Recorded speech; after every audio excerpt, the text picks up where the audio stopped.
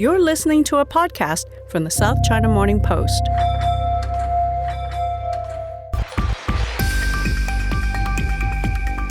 Hello and welcome to the US-China Trade War podcast with me, Finbarr Bermingham from the Political Economy Desk at the South China Morning Post.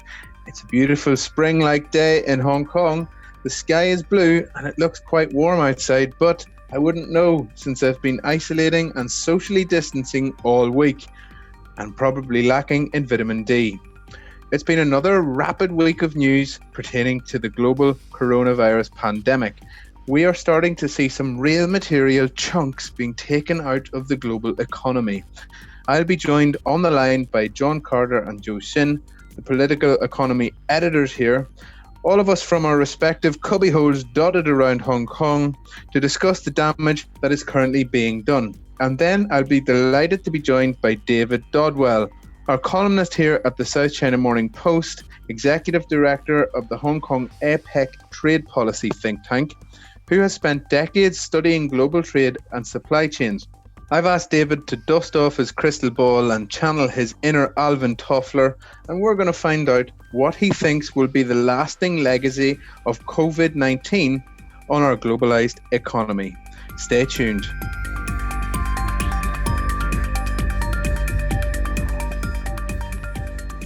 Okay, I'm delighted to be joined by John Carter and Zhou, who are the editors of the Political Economy Desk at the South China Morning Post. Gentlemen, last week there was a bit of a heated scuffle online, and we called it the blame game in the newspaper. These so-called wolf warriors within China's Ministry of Foreign Affairs blaming the US Army for starting the virus. On the other hand, Mike Pompeo, the Secretary of State, and Donald Trump were constantly and variously referring to it as the China virus or the Wuhan virus. And really, it was very unseemly.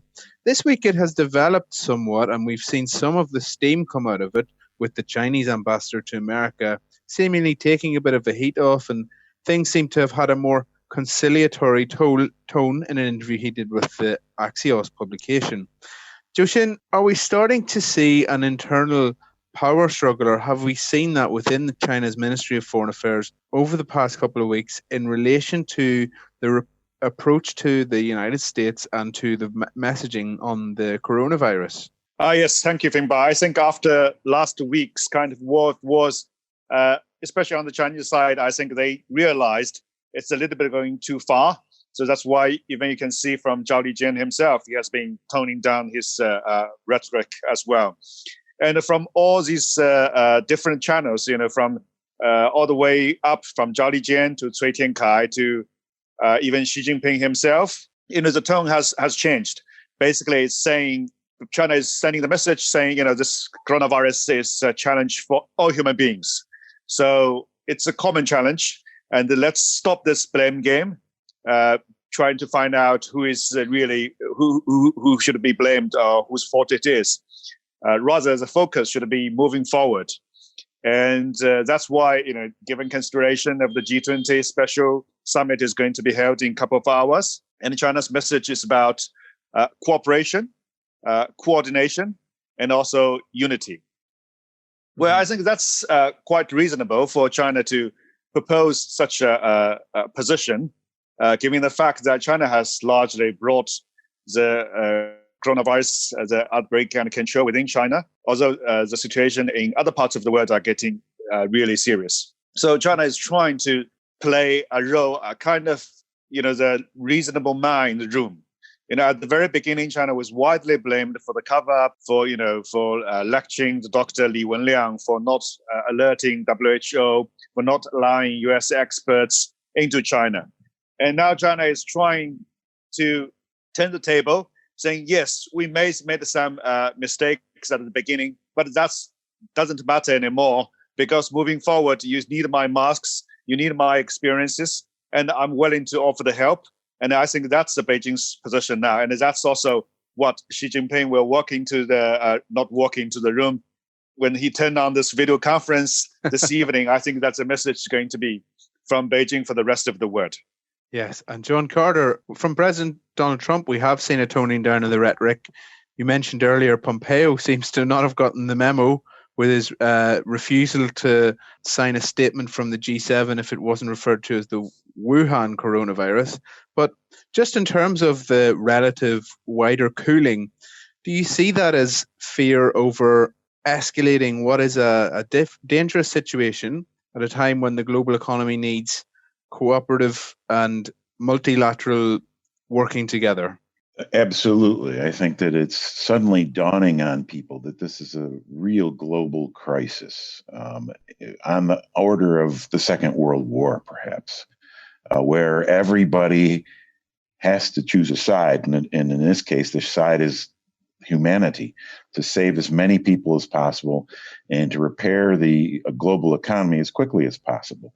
And that will take everybody working together. And that is suddenly dawning on people, many of whom have just been reflexively going about their, what you might call their Cold War mentality.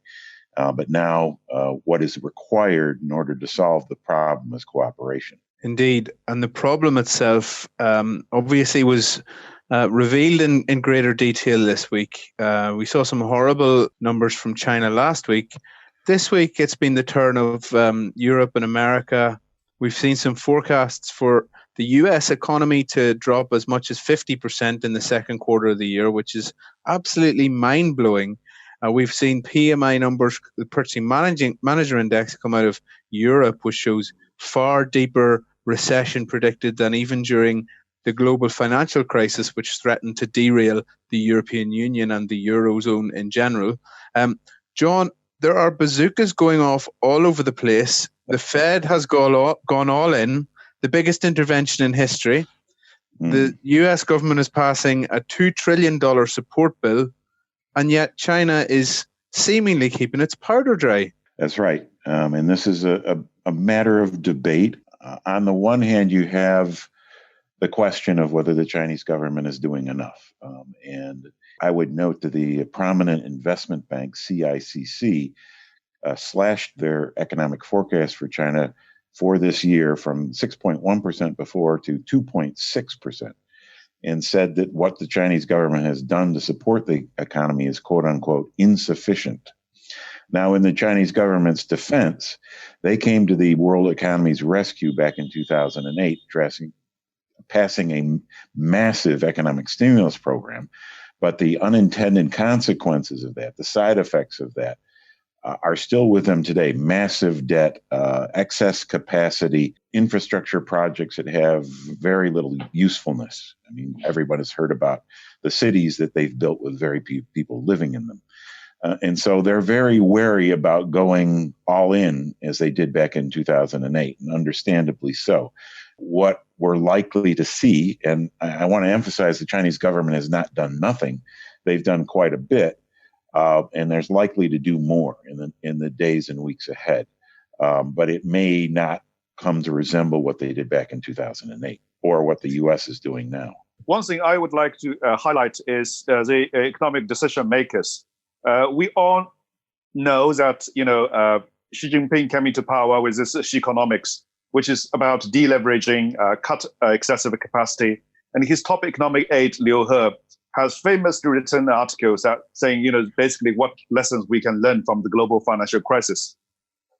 And I think one of the biggest takeaway by China from the global financial crisis from then is like China should not go into the same river for twice.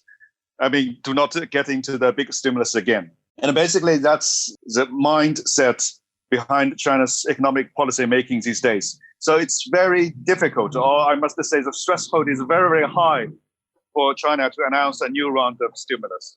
Is there a dynamic there, Zhou, that people maybe don't see outside of China, a sort of a debate going on in any sort of public arena?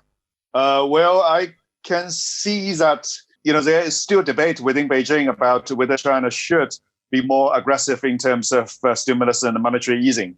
And for now, I think those winning the debate is leaning towards of having a more measured or moderate response instead of an out stimulus or monetary easing.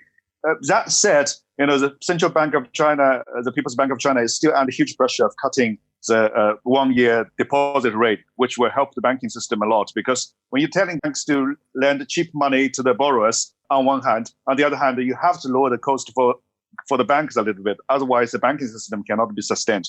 Another element, Finbarr, is in the G7 tonight. If there's a movement towards coordinated and cooperation in terms of economic policy, then maybe China will move more towards doing something more than they have already. We'll have to wait and see. Yeah. What would that something more look like? Would it be fiscal? Everyone around the world is looking for fiscal stimulus at the moment. What could China do on that front, John? Well, I mean, they can do anything from increasing subsidies for auto purchases, appliance purchases. There is even an idea floated by a member of the National People's Congress that you give money directly to people, just as this U.S. Stimulus bill that it's working its way through Congress would do. That bill would give $1,200 to virtually every American. And you could do the same thing in China, although it would be very expensive. And please understand that they have to look at their debt level, which is very large by world standards, and when they consider these things, because it would require them to go even further into debt. But then the U.S. is throwing around trillions of dollars like it was monopoly money. So, anything is possible. Yeah. I think one thing I've found interesting in the past week or two is there economists that I would have spoken to previously that were all very worried about national sovereign debt and stuff. There seems to be a shift towards that attitude doesn't seem so cool anymore. These people are all now calling for governments to throw everything they can, kitchen sink and all, whatever they can at their respective economies. And Zhou, do you have that same sort of popular support for stronger fiscal measures within China that you have in the United States and Europe? Oh, of course, yes, because it's extraordinary times, so calling for extraordinary responses, and the Chinese government has already been doing so, allowing the local governments to sell more bonds, and also some companies have already applied to sell coronavirus bonds. Specifically, this bonds is for you to manage the impacts from the coronavirus. So it's very interesting. Yeah. And also there are on the streets, people, as John said, people are asking the same question, everywhere around the world, we see Hong Kong, we see the United States, the government is giving money, handing out money, cash to the people. Why not? Why the Chinese government can't do that? And the Chinese government has a huge fiscal revenue, 19 trillion yuan revenue last year, so lots of money, lots of revenues for the government. Yeah. So there are kind of moods like the government should do more to help the people. The small businesses in China are suffering. Today I read one report, maybe not very reliable, but they say in the first 2 months already over 10,000 companies in the tourism industry are filed for bankruptcy. It's a mind-boggling number. I mean, so naturally, yes, there are more hopes and more expectations on the government to do more, even though the fiscal deficit will be enlarged a little bit. So what's the problem? I mean, the economy is contracting, and it's a moment for the government to step in. So there are less and less controversy about this increased spending. It seems to be an extraordinary situation where we have the capitalist world looking to China to become slightly more socialist in their economic policy. And John, what we may see in the next week or two and coming months is even more pressure as we see China's economy take a second wave of damage from the lag in demand in the West and also domestically. Yes, I mean, there's a number of second waves going on there. The second waves of the virus itself and the second economic wave. Just as China is getting its supply, getting its factories running, then there's a question of, is there going to be any demand from the United States or from Europe for the things that they produce? And so that's going to hit Chinese exports, and it's going to filter down an still fragile supply chain and make life difficult for the Chinese. And then domestically, because many workers lost income in January and February, they don't have purchasing power. Many are still laid off or furloughed. Many have lost their jobs entirely. And so the idea that consumer spending can bounce back strongly it seems unlikely to me. So you're going to have an issue with domestic demand. as you point out. And as Zhou points out, there's a large number of small businesses in particular who are running out of cash. They have nobody coming in to do business, and yet they still have to pay rent and they have to pay worker salary, and they're running out of money. And eventually they will fold. And that is also going to continue to hurt the Chinese economy.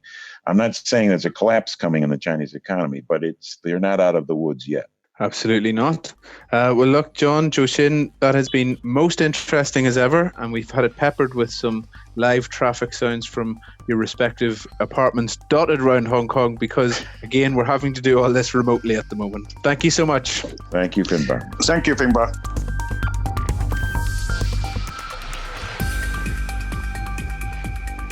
Delighted to be joined by David Dodwell, who is a long-time columnist at the South China Morning Post, and of course a veteran watcher of global trade and supply chains. David, great to have you on this call. Great to see you on this Zoom call. One of your columns this week was about perhaps the permanent changes we may see to what has become a very globalized world economy as a result of the coronavirus pandemic. And now, while I wouldn't suggest that you think it's all going to collapse, that wasn't the sense that I got from your piece. I do get the feeling that you think there will be real material changes. Give us a highlight or two from that piece as to what you think this will do to the globalized economy. Well, in part, I was focusing on the increasingly widespread gossip about decoupling and the likelihood that the US and Chinese trading universes are going to be separated by a whole bunch of issues. I basically do not accept that the world is going to decouple. I think that the interconnectivity is now far too strong for that to be manageable without some pretty catastrophic consequences. But at the same time, I think the nature of globalization and the characteristics of supply chains are likely to be in the process of long-term change because of what's been going on. Other factors contributing, but for example, the pandemic has illustrated how perhaps unacceptably fragile and vulnerable global supply chains are. That will inevitably result in, I think, quite a widespread and systemic effort to regionalize, to shorten supply chains. I think a number of economies, where possible, will domesticate parts of the supply chain. That would be interpreted by some as a decoupling. I don't believe it. A Microsoft is still going to want to be, or a GM is still going to want to be in China, but I think the toing and froing along the supply chain that currently underpins both their businesses in the US and in China are likely to be restructured so that they are not as profoundly interconnected. So that kind of decoupling, if you want to call it that, will, I think, occur. It's interesting, David, because decoupling obviously has been a real hot topic over the past couple of years, and that was mainly driven by, the protectionist rhetoric and the actions of the Trump administration. Of course, there was a level of, I suppose, diversification going on with the rising cost of manufacturing in China and so on before that. But it's quite ironic that it's taken something completely, out of mankind's control, almost an act of God, to lead to people to actually really consider to the nth degree a reconfiguration of the global supply chain. Correct. And there's a paradox there too, in that most of the experts I'm reading and paying attention to say that this particular pandemic illustrates absolutely the need for a globalized economy and an interconnected, multilateral, cooperative approach to solving a problem. So in certain respects, the pandemic in its own right is an advocate for multilateralization. It's an advocate for global cooperation on issues that challenge us jointly. And so while it is providing this sort of decoupling, destabilization at a supply chain level, the broader message, probably unwelcome to those in the US that have been advocating a decoupling of the US from the Chinese economy. The bigger picture message is that multilateralism and globalization are actually forces for good rather than harm. Yeah. We talked a bit about some of the perhaps more positive legacies that will come out of this in regard to changes in how people do things. I know actually a couple of weeks ago you had a very thought-provoking column about the change to the air traffic industry, the air travel. Executives may consider whether they really need to be in New York or London for a meeting when they can hop on a video call. We're obviously doing this podcast via this tool Zoom, which has sprung up. Maybe I've been living in the dark ages, but out of nowhere, to my mind, to being completely omnipotent, I hadn't used it before last week. But these sorts of industries may, David, be some of those that actually have some sort of benefit come out of this. And I think that that's a clear change that will occur. I think large numbers of companies are going to adopt video conferencing technologies that enable them to reduce business travel and to learn these technologies on a fairly systemic basis. And this is coming at a time when technology is developing rather exponentially. You and I have talked in the past about the tech rivalry. Where does this potential, even a pivot towards even more reliance on technology to get business done, figure in with the current sort of tech standoff in the global among global superpowers? So this is an interesting aspect of the challenge that we're facing. We have this imminent rollout of 5G technologies in the Huawei facilitated technology world, and those countries not adopting the Huawei technologies, although the technologies that are being rolled out in China on that scale are still 4 or 5 years perhaps behind what's going on. But we are, because of the facilitation, the strengthening of the telecoms infrastructure that will occur once 5G systems are properly in place, will enable people to use these video technologies much more widespreadly. We've seen this evidence of this already with the delivery of e-health services that occurred not only domestically within China, enabling patients who feared they were sick to find out or get advice from doctors remotely. But we're also seeing Chinese people in Europe, for example, contacting doctors giving advice in Chinese on appropriate treatments when they're not comfortable with or not knowledgeable about the domestic medical systems in the countries that they're currently stuck in.